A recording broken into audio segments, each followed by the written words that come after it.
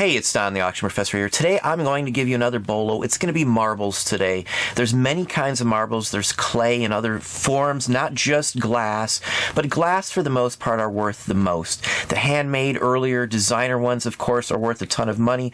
There's marbles that can go for $4,000, $5,000, $6,000, $7,000 for a single glass marble that's hand done by somebody well known. But we're going to go to the screen and we're just going to show you some high dollar marbles.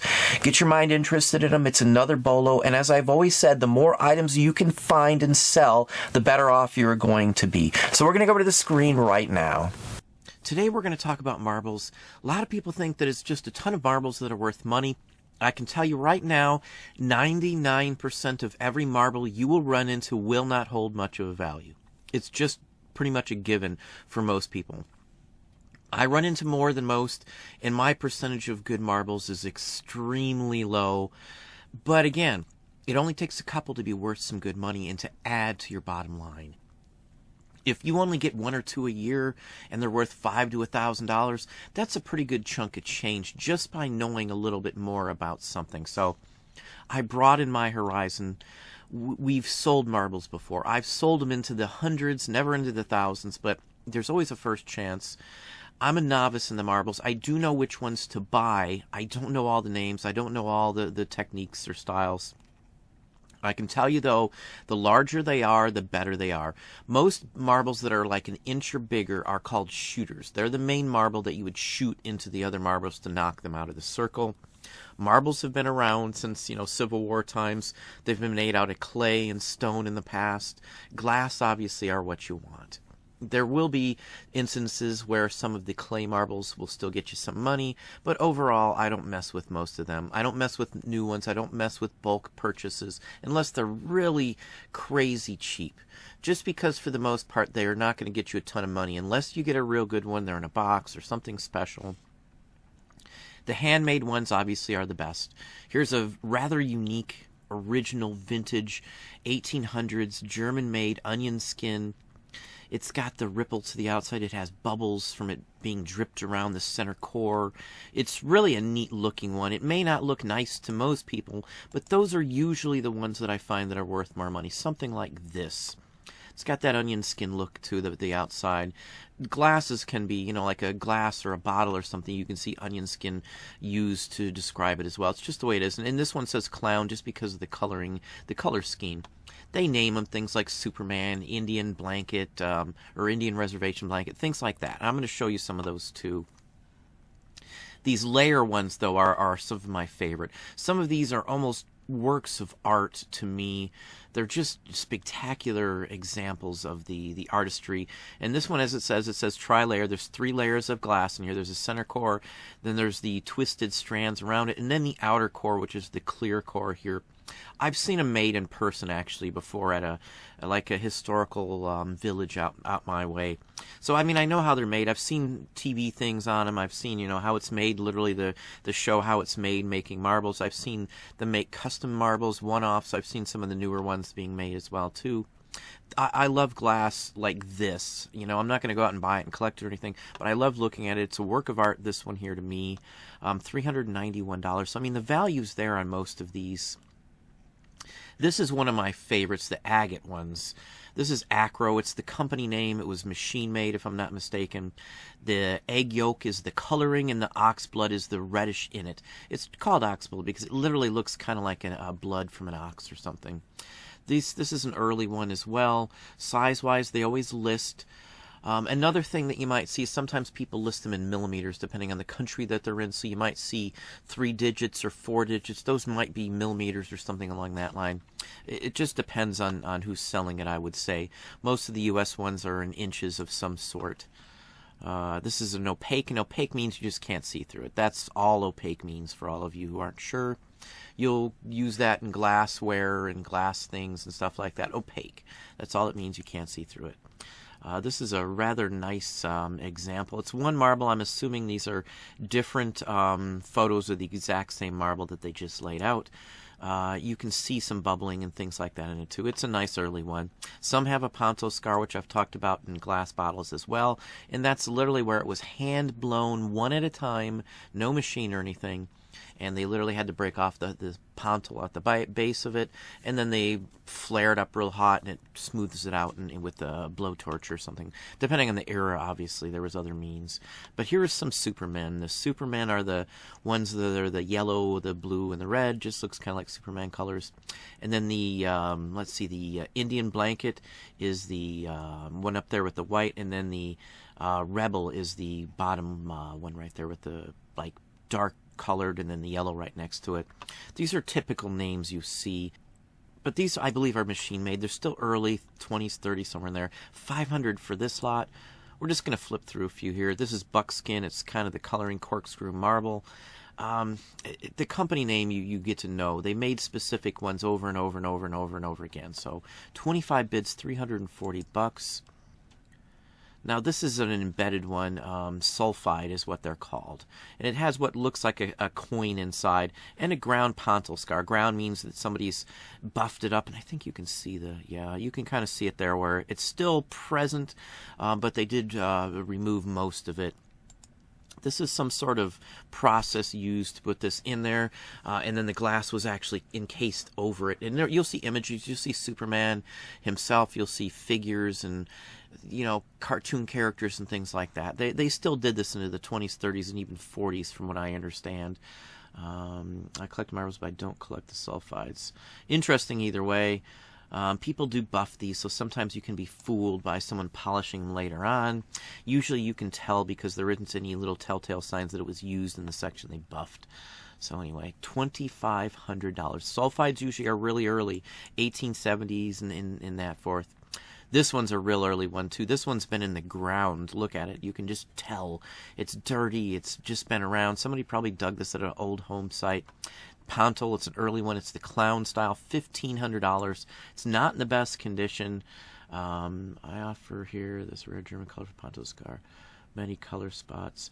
Yeah, it's been in the ground. I mean, it's rather unique either way. It's not exactly round, if you noticed. Pontil scars are usually good. $1,500 plus on that one. And this is another one here that the term is used in many things. This one has mica in it, and you will see that in the title. Mica shows up on Victorian trade cards. It also shows up on postcards and printed material. It's what they used to use for glitter. Nowadays they have, you know, metal and things like that that are glitter and aluminum foil and things. Back then they used ground up stone. That is what mica is. It's mica stone. This is just an incredible example. I really love this one here, honestly. Hand blown, green, yellow, and red. The colors just go so well together in my book. The mica sets it off. It's just a really neat one. It's a Pontil early, $1,200. This is a nice one, too. This is what's called caged, I believe. Yeah, caged. And that's with the coils going around it, the thin gold lines going around. That's caged the entire thing from the outside. And then it's multi-layered, like three-layered, yeah, three-stage, you see. That's just another term for 3 layers, meaning that one was done, and then they soaked it and put some more glass on it, and then a third layer, which is the outside where the caging is, was done after that. And again, I'm no pro, so you'll have to judge on terminology yourself. I know what to look for, and I'm pretty good on typing in the description as well, too. So anyway, $1,000 on this one. Again, they're not all worth that kind of money. You know, most of the time you're not going to find anything like that. As I said, 99% of what you're going to find aren't worth much at all. Aren't worth messing with in any way, shape, or form. So here's a new one, mind you, $935. This is something you'd see in an art gallery or something like that, but still rather unique either way. Don't mix this up with the vintage ones. This is not vintage. Still sells. Now, this is I believe this is contemporary, a newer one, walled glass, Lutz contemporary. It's got the metallic in it. They just didn't make them like this back then. You can see the signature on there as well. So anyway, it's still a neat one, $843. But this isn't what I look for. I never find this kind of stuff, so just FYI. If you're lucky enough to run into one, just run to the bank with it because it's going to be worth some money.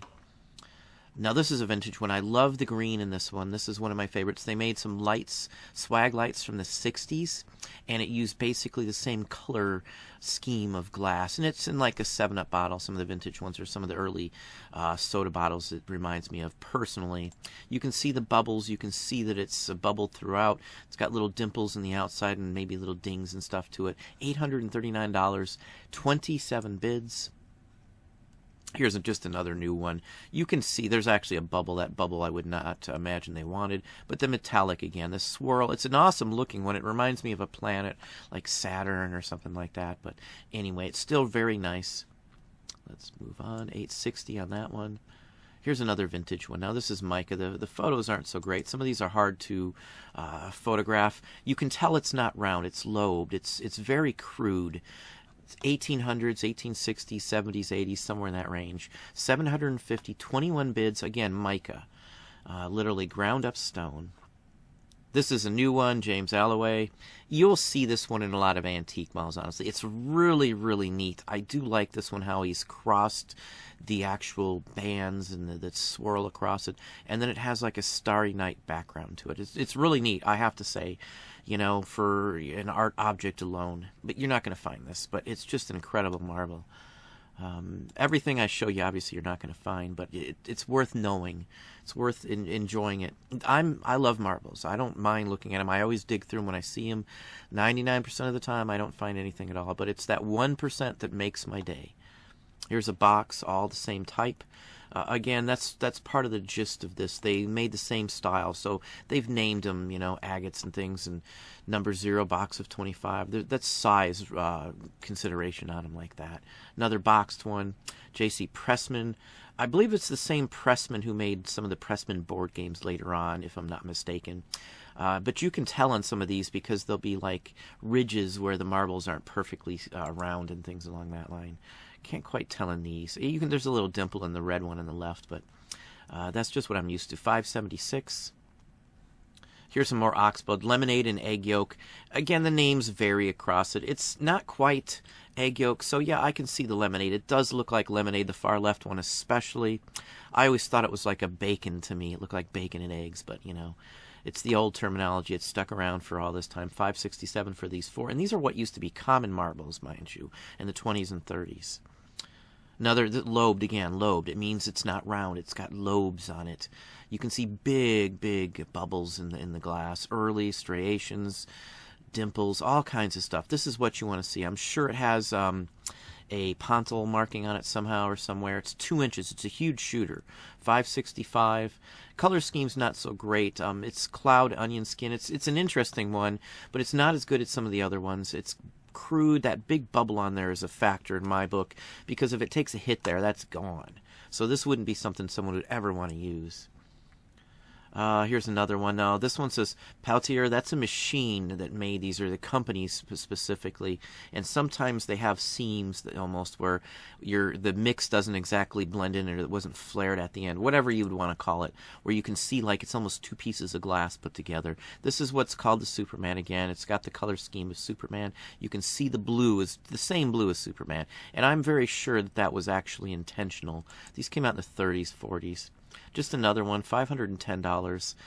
You got to look for that color. These are the type you're going to find, like these Superman ones, just because they blend in well with the newer ones that you see, color scheme-wise, and people miss them. I found a few of these, so this is probably what you're going to expect to find, in all honesty. It's not quite an inch. It's not a shooter. 0.8 of an inch is what it is. Let's see here. Another mica. This one's, the image is not so great, but let me see if we can get a better one. Here you go. That's still not so good. They zoomed in. I guess I can't blow up on this one without ruining the quality.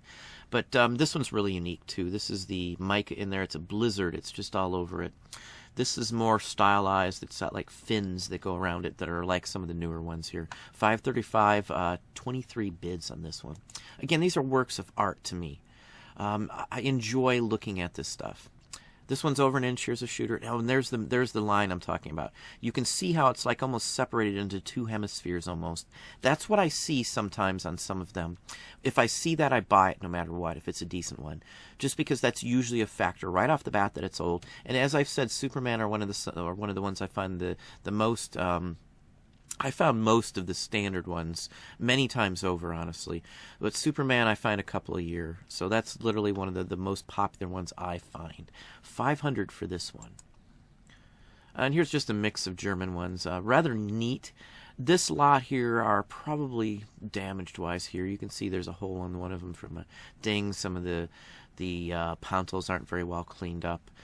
Joseph coat onion skin marbles. Let's see if it has anything interesting down here. 2 Pontil marks on each, beautiful. Some flea bites, yeah, shine on surface, 3 of them with small hollow chip.